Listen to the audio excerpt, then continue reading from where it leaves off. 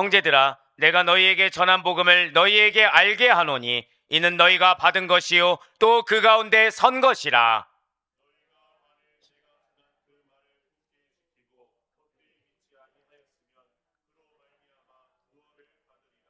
내가 받은 것을 먼저 너희에게 전하였노니 이는 성경대로 그리스도께서 우리 죄를 위하여 죽으시고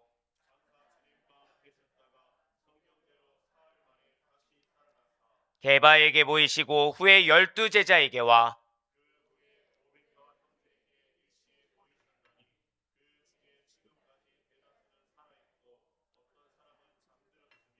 그 후에 야고보에게 보이셨으며 그 후에 모든 사도에게와 맨 나중에 만삭되지 못하여 난 자 같은 내게도 보이셨느니라. 아멘. 할렐루야.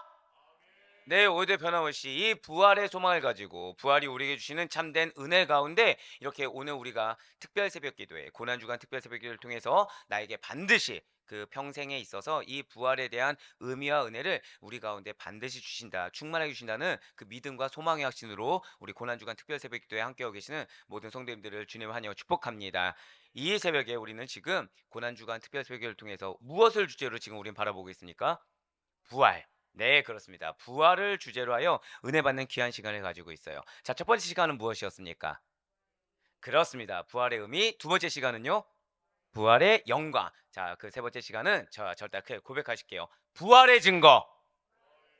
네, 부활의 증거에 대해서 이 부활의 증거가 우리에게 갖는 의미가 무엇이고 그것이 우리에게 왜 소망이 되는지에 대해서 고린도전서 15장 1절로 8절 말씀을 통해서 은혜 받는 시간을 지금 가져보도록 하겠습니다. 자, 사랑 우리 아대표에게 성도 여러분들, 우리 인간에게 있어서 가장 놀라운 소식이 무엇입니까? 네, 그쵸. 왜 그거 있잖아요. 정답인데 너무 이렇게 뭐랄까 영혼 없이 들렸을 때 그리고 뭔가 앞에 수식어가 듣는다든지 뭐 감정이 좀 왜 그거 있죠. 부활입니다 이것도 아니고 부활. 네, 부활. 딱 이렇게 느꼈을 때 그 허탈함. 네, 뭐 허탈하다고 하기보다는 여러분들 그 정도로 정답을 잘 알고 있다고 저는 그렇게 믿고 있겠습니다. 뻔뻔들해라. 네, 네, 그렇습니다. 잘 아시는 것처럼 예수님께서 부활하셨어요.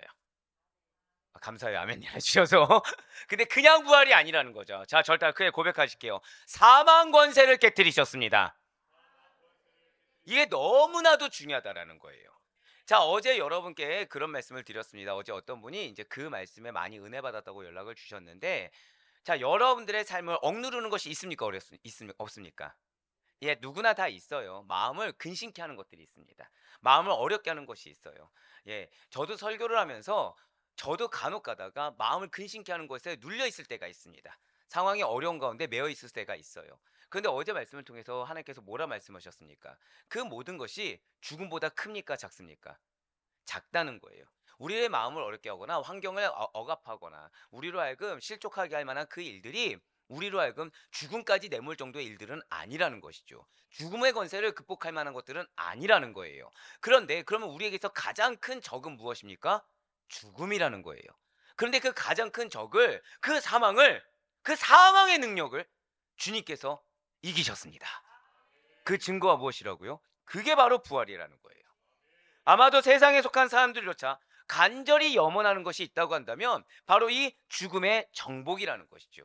그러니까 죽음을 정복하지 못하다 보니까 자꾸 세상 가운데 보다 나은 캐라, 보다 자신을 더 자극할 수 있는 요소들을 찾아 나선다라는 것입니다. 그런데 중요한 것은 아무리 그렇게 간다고 해도 극복하지 못하는 것, 정복하지 못하는 것이 무엇입니까? 죽음이라는 거예요. 예수님의 부활이 바로 그러한 사람들의 원대한 바램, 해결되지 않을 소원을 일시에 이루신 엄청나고도 위대한 사건이라는 거예요. 진실로 예수님의 부활 소식이야말로 지구가 생겨난 이래로 하나님께서 창조하신 이래로 가장 큰 뉴스이며 제일 좋은 소식이 되는 것입니다. 우리 믿는 자들이 절대적으로 믿고 붙드는 것이 있어요. 그것이 무엇입니까? 바로 복음이죠.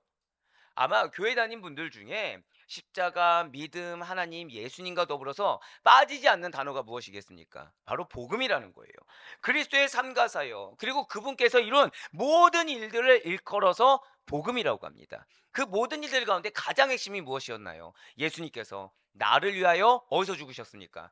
십자가에서 죽으시고 3일 만에 다시 살아나셨습니다. 이것이 우리에게 복음이 된다는 거예요. 이러한 복음의 핵심이 결국 무엇이에요? 부활 사건이라는 것이죠. 그런데 예수님께서 죽으시고 부활하신 이후에도 이 부활의 소식, 굿뉴스 아닙니까? 왜 굿뉴스예요?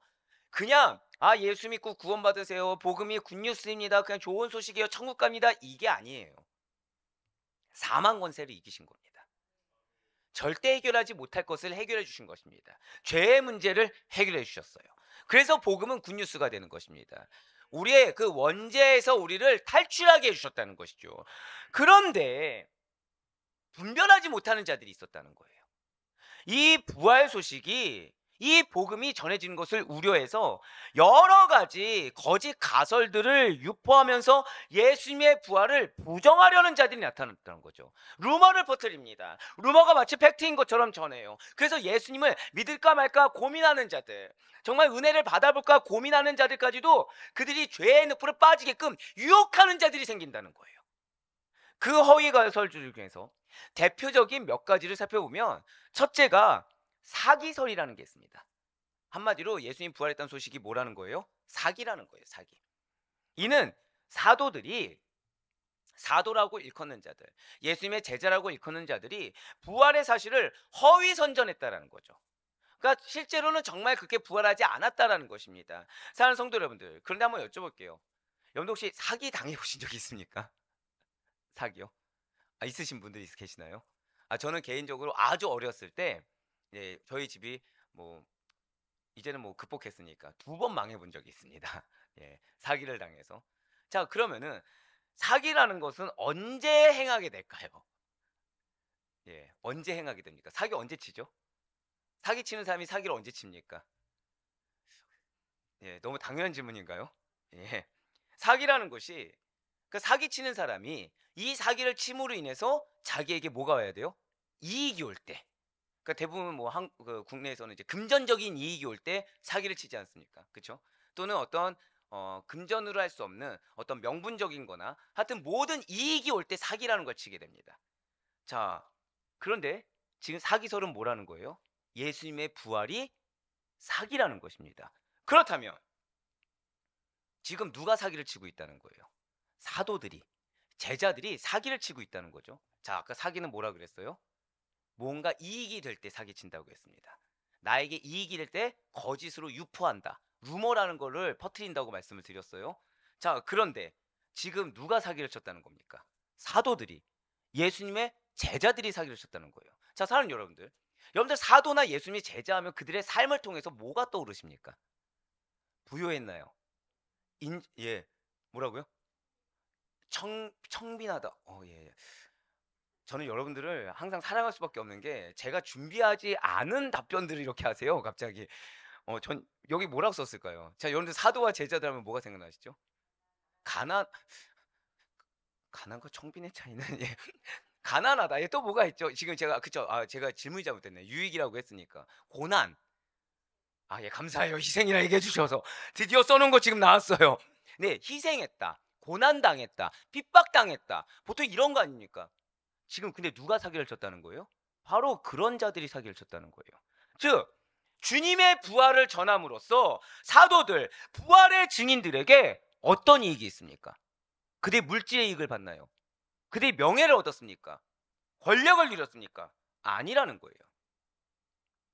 여러분들이 대답하신 대로 부활의 증인으로서 복음을 전한 자들, 예수님이 부활하셨습니다 증거한 예수 그리스도의 길을 따른 자들에게 남은 것은 핍박이었습니다. 순교의 증인이었다는 거예요. 이익이 남은 게 아니라는 것입니다. 세상적으로 그들이 말한 대로 어떠한 자신의 유익이 있어서 그들이 이 말을 전함으로 권력을 누린 것도 아니고요, 부유하게 잘 산 것도 아니에요. 어떠한 이익이 없다는 거죠. 그럼 그들은 사기를 친 것입니까? 아니라는 거예요. 사기설은 아예 성립이 불가능하다는 거죠. 둘째는 뭐냐? 기절설입니다. 기절설. 그러니까 예수님 기절한 것에 불과하다는 거예요. 예수님께서 실제로 죽은 게 아니라 잠깐 기절했다가 깨어났다는 주장입니다. 하지만 주님의 죽으심은 로마 군병에 의해서 확인되었습니다. 죽었는지 안 죽었는지 찔러보지 않았습니까? 물과 피를 다 쏟아낼 때까지 옆구리에 창을 찔러보고 무릎을 몽치로 치지 않았습니까? 당시 십자가형을 집행했던 백부장과 사형을 언도한 빌라도 역시도 예수님의 죽음을 확인했다라는 거예요. 십자가 형장에서 군병은 주님의 옆구리를 창으로 찔렀습니다. 거기서 물과 피가 다 쏟아져 나오기까지, 더 이상 나오지 않을 정도까지 다 쏟아내셨기 때문에 이 기절설도 사실이 아니라는 거예요. 셋째는 환상설입니다. 그러니까 정신적으로 흥분 상태에 있었다는 거예요. 누가요?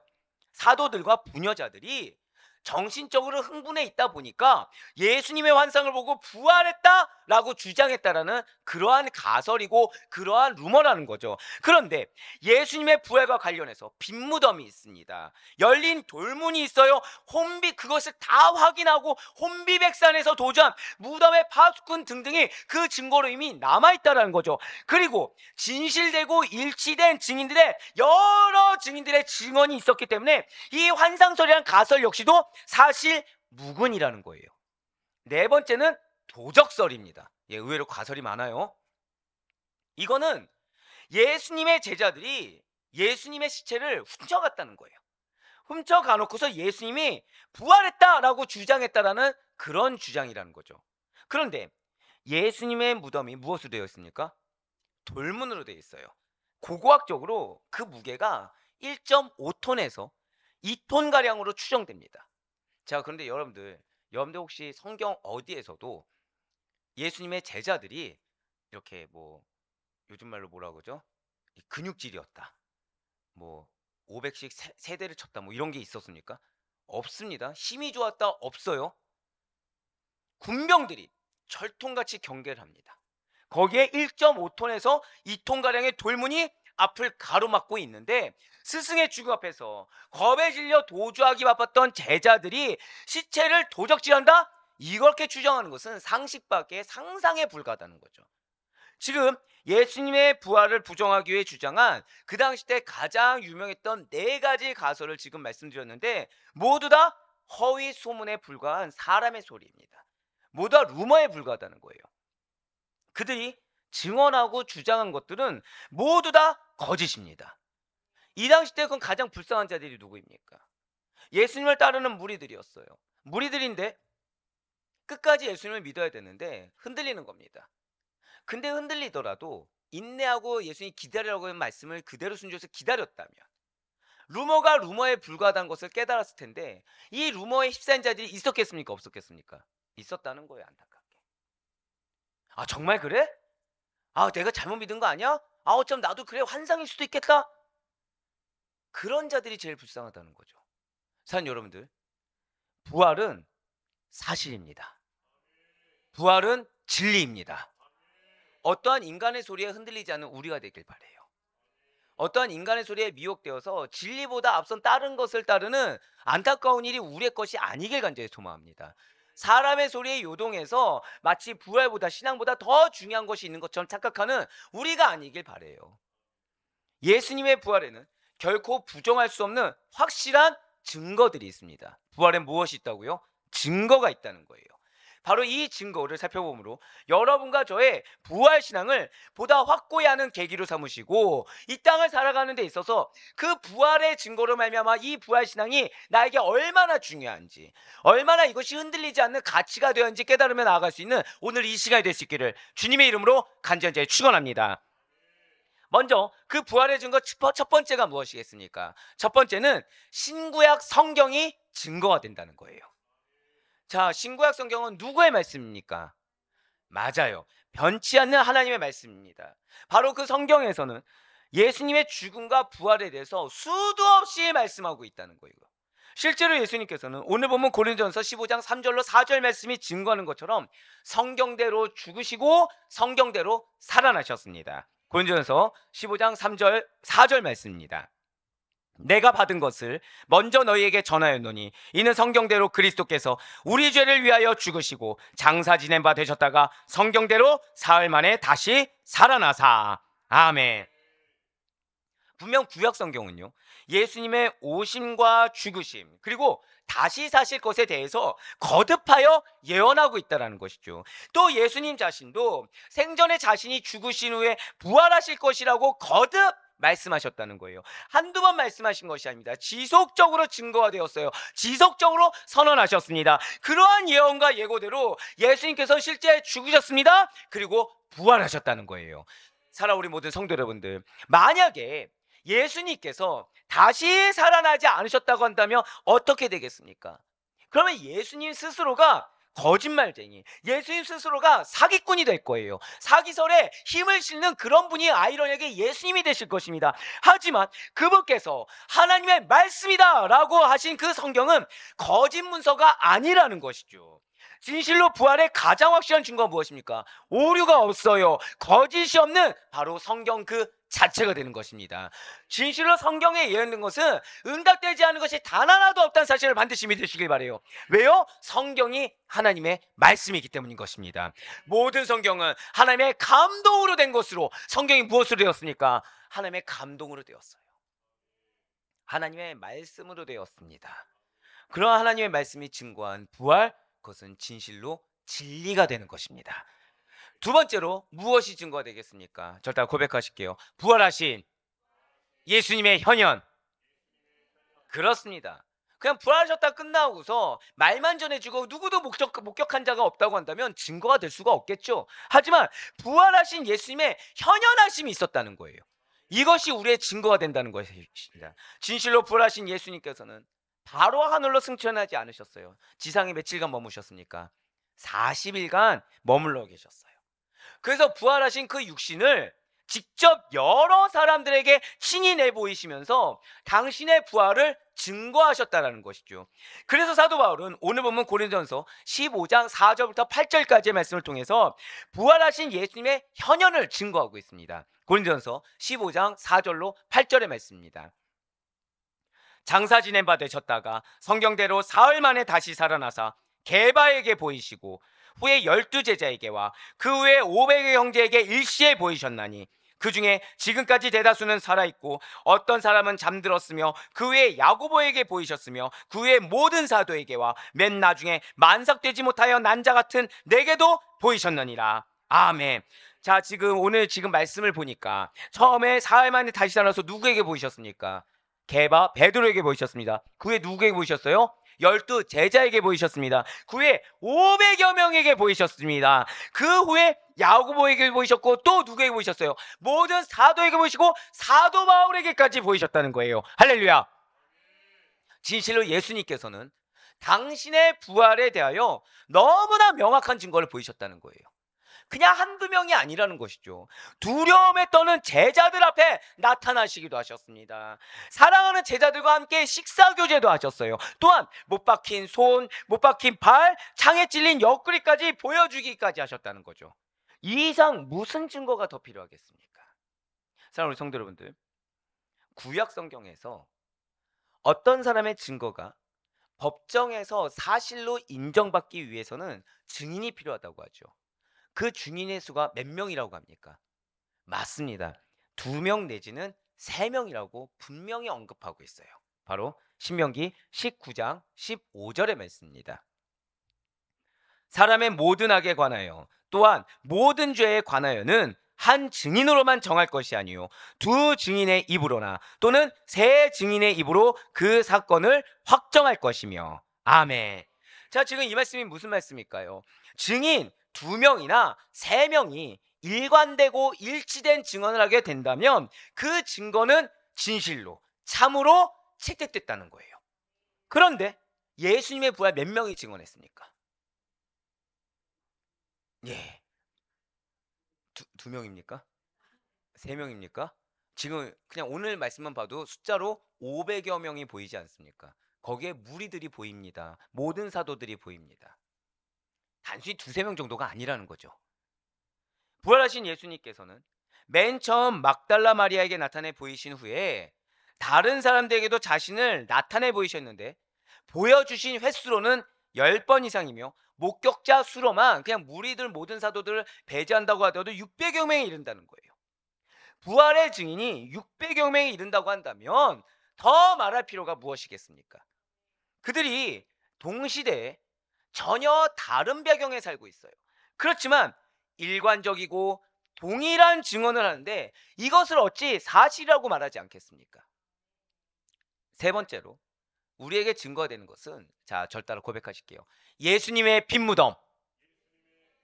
네, 그렇습니다. 예수님의 빈무덤이 우리의 증거가 된다는 거예요. 예수님께서 십자가에서 달리신 6시간 만에 운명을 하셨어요. 그러자 아리마대 사람 요셉이 있습니다. 아리마대 사람 요셉이 빌라도로부터 예수님의 시신을 양도받게 돼요. 그리고 자신이 준비한 새 무덤에 예수님의 시신을 장사 지내었습니다. 자, 빌라도는 어떻게 합니까? 그 무덤을 봉인해요.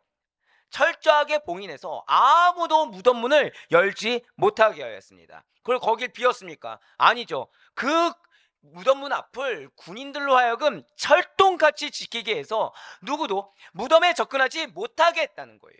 그런데 그러한 예수님의 시신을 장사한 지 사흘 안에 이 무덤은 빈 무덤이 됐다는 거죠. 그것은 예수님께서 친히 부활하셔서 무덤 문을 열고 나오셨기 때문인 것입니다. 이와 관련해서 마태복음 28장 말씀을 보시면 무덤을 지키던 군병들이 대제사장들에게 갑니다. 그래서 예수님의 부활의 소식을 전하는 내용이 나와 있다는 거예요. 이 말씀이 왜 중요한지 한번 마태복음 28장 11절부터 13절까지 말씀 한번 보도록 하시겠습니다. 여자들이 갈 때 경비병 중 몇이 성에 들어가 모든 된 일을 대제사장들에게 알리니 그들이 장로들과 함께 모여 의논하고 군인들에게 돈을 많이 주며 이르되 너희는 말하기를 그의 제자들이 밤에 와서 우리가 잘 때 그를 도둑질하여 갔다 하라. 아멘. 자, 지금 무엇입니까? 예수님의 부활 소식을 들은 대제사장들이 군병들을 어떻게 합니까? 돈으로 매수를 해요. 그리고 예수님이 살아났다고 말하지 말고 제자들이 시체를 도적질해 갔다고 소문을 내라고 하였습니다. 다른 누구도 아니죠. 무덤 문을 지키고 있던 군병들이 예수님의 부활을 목격했습니다. 또한 빈 무덤을 확인했어요. 누가요? 누가 확인했습니까? 군병들이 확인했습니다. 자, 사랑하는 여러분들, 한번 제가 여쭤볼게요. 여러분들이 회사에서 어떤 일을 맡겼습니다. 어떤 일을 맡겼는데 당직이라고 한번 생각해 보시길 바래요. 근데 당직을 하는 그 회사원이 깜빡 졸 겁니다. 깜빡 졸았어요. 회사에 있는 중요 기밀이 사라진 겁니다. 그럼 여러분들 어떻게 하시겠습니까? 그 회사원에게 돈을 주시겠습니까? 징계를 내리지 않습니까, 보통? 중요한 게 사라졌으면, 당직을 서는데 중요한 게 사라졌어요. 그럼 일반적으로 뭐를 하죠? 징계를 줍니다. 돈을 주지 않는 거죠. 근데 지금 군병들이 예수님의 부활을 목격했어요. 빈 무덤을 확인했습니다. 근데 무엇을 했어요? 징계를 내린 게 아니라 돈을 줬어요. 그들 말대로 무덤에서 제자들이 시체를 도적질했다고 한번 생각해 보세요. 그러면 지금 군병들은 직무태만으로 처벌을 받아야 됩니다. 돈을 받을 거리가 아니라는 거예요. 그들은 그러한 처벌을 면하기 위해서 든든하게 철통같이 무덤을 지켰지만 주님께서 다시 살아나시사 이 무덤 문을 열고 나오는 것을 도저히 막을 길이 없었다는 것입니다. 그리고 그들의 입으로 그 사실을 상관에게 두려움에 떨며 보고할 수밖에 없었다는 거예요. 자, 이처럼 부활을 역설적으로 입증해 주는 증거가 또 어디 있겠습니까?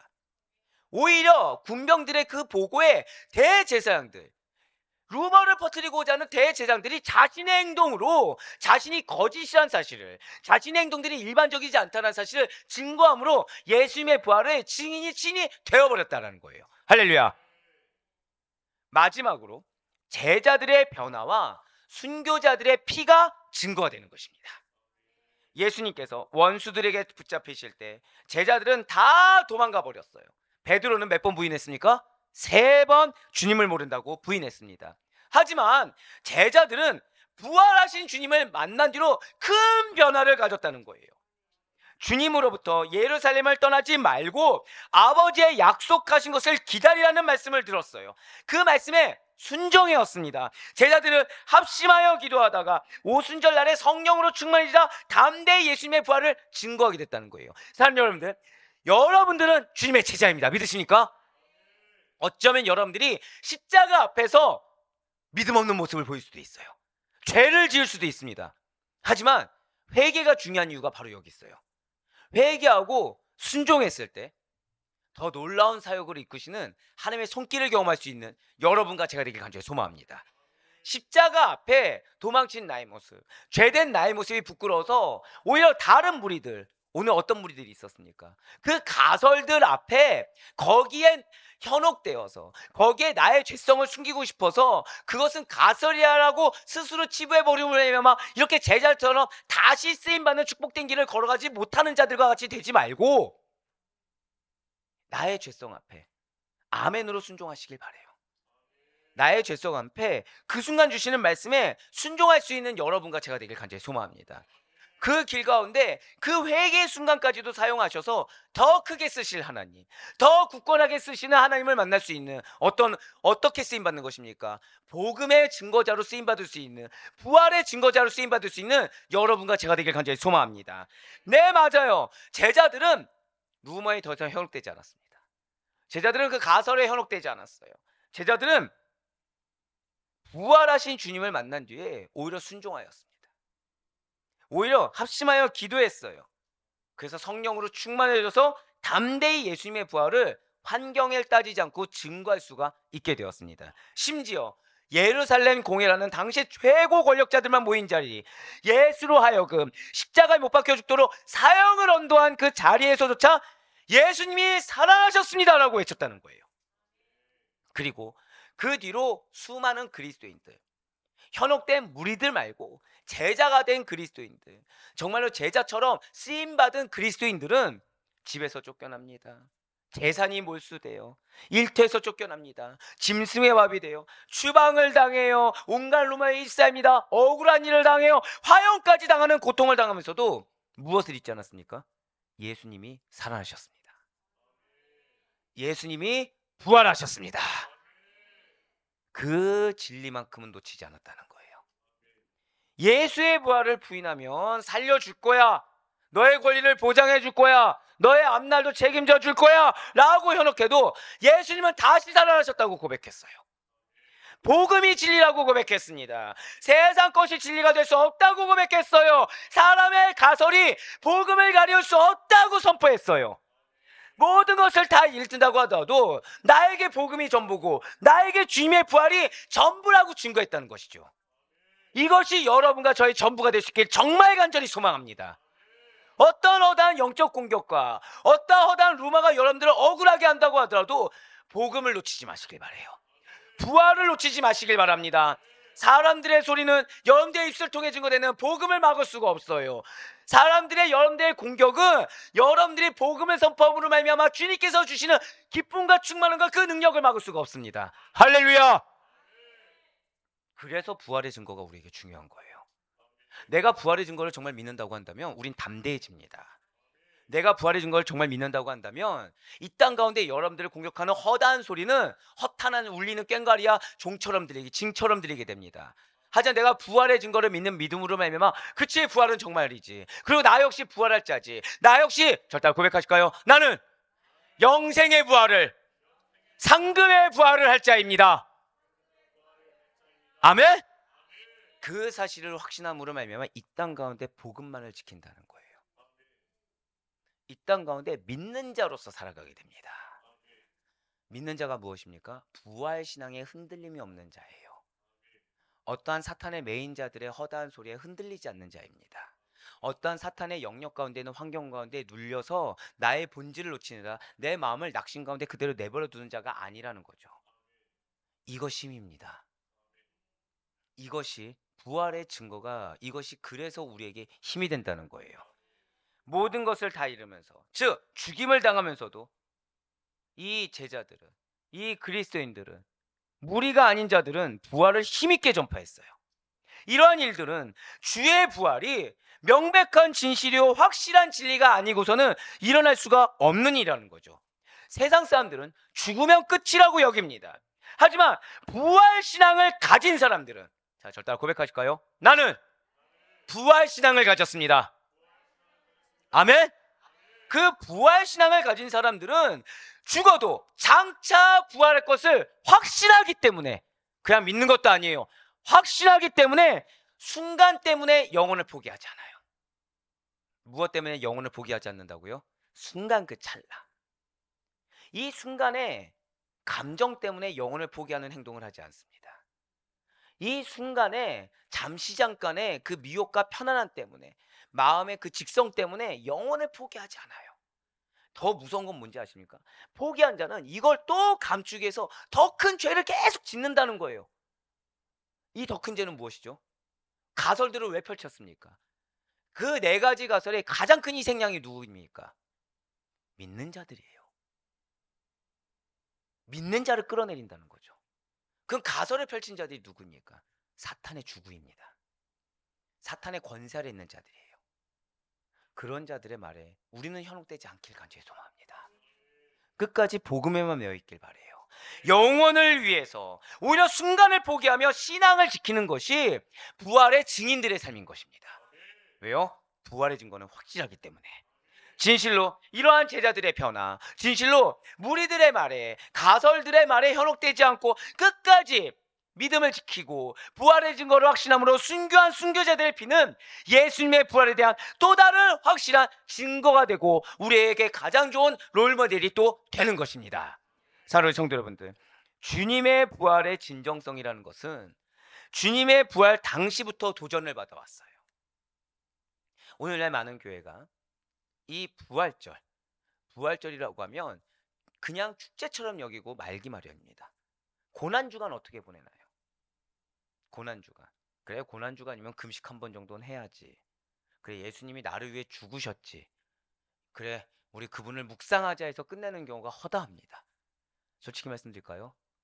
그러면 일주일만 고생하면 끝납니다. 근데 우리가 부활의 증거를 잡잖아요. 평생이 고생이에요. 하지만 영혼은 우리의 것입니다. 이 사실을 절대 놓치지 마시길 바래요.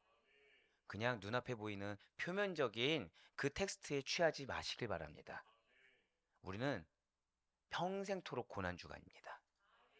평생토록 부활의 기쁨이 있는 자들이에요. 우리의 일평생이 부활절이고 일평생이 고난주간이며 일평생이 성금요일이고 일평생이 종려주일입니다. 일평생이 또 성탄절이며 일평생이 우리에게 기쁨이 되는 하나님의 귀한 광야의 길의 승리 길이 우리의 길이 되는 것입니다. 이러한 도전은 주님께서 다시 오시는 세상 끝날까지 계속되게 되는 거예요. 그래야 악한 세상은 끊임없이 여러분들에게 한 가지를 가지지 않게 할 것입니다. 여러분들 교회 다니는 거 말리지 않습니다. 네, 세상 사람들 중에 교회 다니는 거 말리는 사람 사실 좀 드뭅니다. 어지간히 교회 상처가 있는 분 아니면 나 교회 다닙니다 하면은 다니지 마! 이런 사람 있습니까? 없습니까? 없어요. 교회 다닙니다 그러면 그냥 이러고 맙니다. 근데 사단은 뭘 막냐? 절대 고백하실게요. 부활신앙. 이걸 가지지 못하도록 방해한다는 거예요. 왜냐면 부활의 증거를 확신해서 부활신앙이 흔들리지 않으면 우리는 분별력이란 게 생깁니다. 오늘 여러분들 딴 거 기억하지 마시길 바래요. 딴 거 기억하지 못해도 좋습니다. 하지만 이거는 꼭 기억하세요.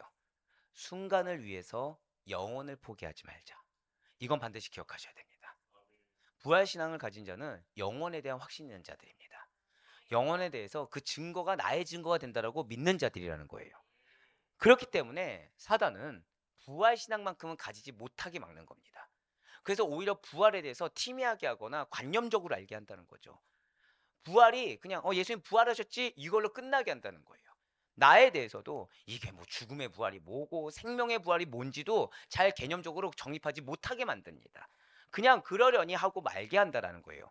하지만 주님의 부활이라는 것은요, 우리가 모르고 싶다고 해서 몰라질 수 있는 것도 아니고 얕게 알고 싶다고 해서 얕은 게 전부가 되는 것도 아니며 부정한다고 해서 부정될 수 있는 것도 아닙니다.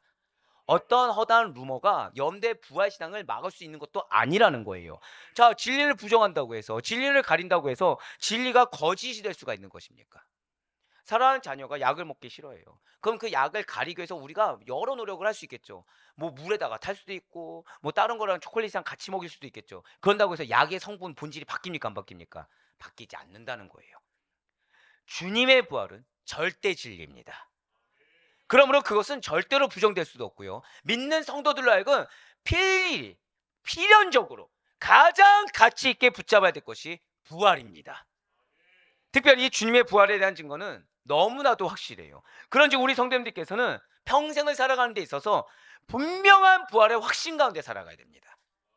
우리가 하나님 앞에서 코람데오로 살아간다. 알고 계실 거예요. 결국 코람데오로 우리가 살아간다는 건 뭔지 아십니까? 심판하실 하나님 앞에서 살아가는 거예요. 그 심판대 앞에서 우리는 무엇을 이루게 된다고요? 영생의 부활을 이룬다고 말씀드리지 않았습니까? 결국 영생의 부활에 합당한 자로 살아갔는지 하나님 앞에 서는 겁니다. 아니면 영생의 부활을 이룰 자에 합당하지 못하게 살아가고 있는지 하나님 앞에서 회개한다는 거예요. 결국 코람데오 앞에 여러분들이 기억해야 될 단어가 무엇이라고요? 절대 고백하실게요. 부활신앙. 그렇습니다. 코람데오 앞에서 잊지 말아야 될 것은 부활신앙인 것입니다. 그냥 단순히 하나님이 우리의 마음을 감찰하신다, 우리의 상황을 다 아신다, 요 정도 선에서 멈출 수 있는 것이 아니라 무엇을 놓치지 마시라고요? 부활신앙. 과연 내가 심판의 부활을 이루고 싶어서 지금 이러는 것인가? 아니면 내가 정말 영생의 부활을 확신하기 위해서, 상급을 위해서 순간을 포기하고 있는 것인가? 그것을 늘 항상 나의 신앙을 감찰할 수가 있어야 된다는 것입니다. 부활의 확신이 그래서 우리의 신앙의 핵심이 된다는 거예요. 우리에게서 부활의 증거를 믿지 못하는 믿음으로 부활의 확신이 제거된다, 또는 부활의 확신이 희미하다, 우리의 신앙은요 껍데기밖에 되지 않아요. 그래서 껍데기밖에 없다 보니까, 안을 채워야 되는 부활의 확신이 없다 보니까 무엇을 채우려고 해요? 인간적으로 자꾸 채우려고 하는 거예요. 인간적으로. 그래서 교회에서 선포되어야 될 것 중에 하나가 무엇입니까? 부활입니다. 부활. 부활을 항상 선포할 수 있어야 돼요. 복음과 더불어서 빠지지 말아야 될 것이 무엇이라고요? 부활입니다. 사실 이 말도 사실 모순이죠. 복음 안에 뭐가 있죠? 부활이 있어요. 근데 복음을 선포하는데 부활이 선포되지 않는 경우가 허다하다는 거예요. 우리에게서 부활의 확신이 제거되면 여러분들 지금 다 헛된 행동들 하고 계신 겁니다. 이 시간에 깨어있을 필요 없고요. 운동을 하거나 주무셔야 됩니다. 하지만 부활의 확신이 있다고 한다면, 자, 절대 크게 고백하실게요. 나의 모든 것은 헛되지 않습니다. 아멘? 맞습니다. 부활의 확신이 있다고 한다면 우리의 모든 것은 헛되지 않을 수가 있어요. 하지만 그 확신이 제거되면 기독교가 설 자리를 잃게 되는 겁니다. 제가 방금 뭐라 표현드렸나요? 기독교가. 오늘날 제자를 찾기가 힘든 시기가 됐어요. 참된 신앙 있는 자가 찾기가 힘든 시기가 되었습니다. 이유는 하나예요. 부활의 확신이 없기 때문에. 부활에 대해서 관념적으로 나 부활할 거지 그냥 이렇게 얘기하고 말아버리기 때문에. 하지만 실제 마음과 삶은 뭐가 있어요?